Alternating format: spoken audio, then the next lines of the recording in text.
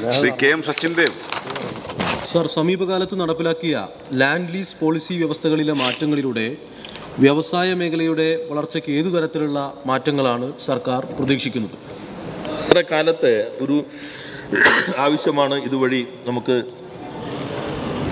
സാധ്യമാക്കാൻ കഴിഞ്ഞത്. ബഹുമാനരായ പ്രതിപക്ഷത്തിലെ നിരവധി അംഗങ്ങൾ ഉൾപ്പെടെ ഈ പ്രശ്നം പലപ്പോഴും ശ്രദ്ധയിൽപ്പെടുത്തിയിട്ടുണ്ട്.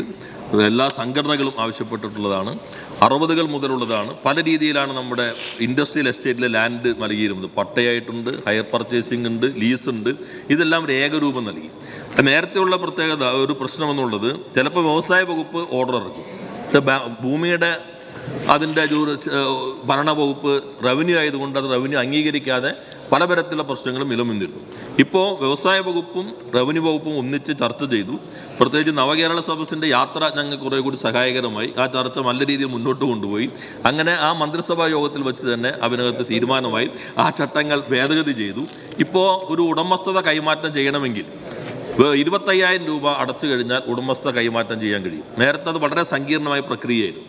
പിന്നെ ഇപ്പോൾ നമ്മളൊരു പേന ഉണ്ടാക്കുന്ന കമ്പനിക്ക് അനുമതി വാങ്ങി അത് വേറെ പെൻസിൽ ഉണ്ടാക്കാൻ മാറണമെങ്കിൽ പോലും വർഷങ്ങൾ സമയമെടുക്കുമായിരുന്നു.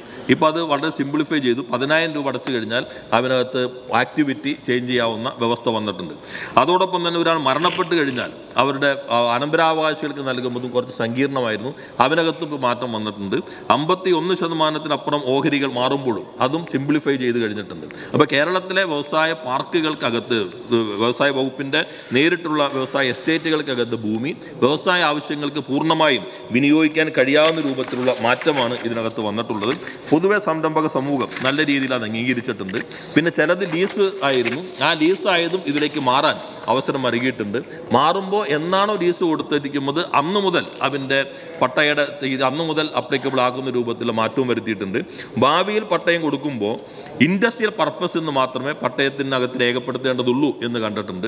ഇപ്പോൾ ഓരോ ആക്ടിവിറ്റിയും രേഖപ്പെടുത്തുന്നത് കൊണ്ടാണ് അത് മാറുമ്പോൾ വീണ്ടും പട്ടയത്തിനകത്ത് മാറ്റം വരുത്തേണ്ടി വരുന്നത്. ഇൻഡസ്ട്രിയൽ ആക്ടിവിറ്റി എന്ന് രേഖപ്പെടുത്തിയാൽ ഏത് ഇൻഡസ്ട്രിയൽ ആക്ടിവിറ്റിയാണോ ആ പട്ടയം നൽകിയ ഭൂമി നിൽക്കുന്ന സ്ഥലത്ത് അനുവദനീയമായിട്ടുള്ളത് ആ വ്യവസായം സുഗമമായി നടത്താൻ കഴിയും. പൊതുവെ വ്യവസായ സമൂഹം നല്ല രീതിയിൽ തന്നെ ഇത് സ്വീകരിച്ചിട്ടുണ്ട്. നല്ല മാറ്റം ഉണ്ടാക്കാൻ കഴിയുമെന്നാണ് പ്രതീക്ഷിക്കുന്നത്.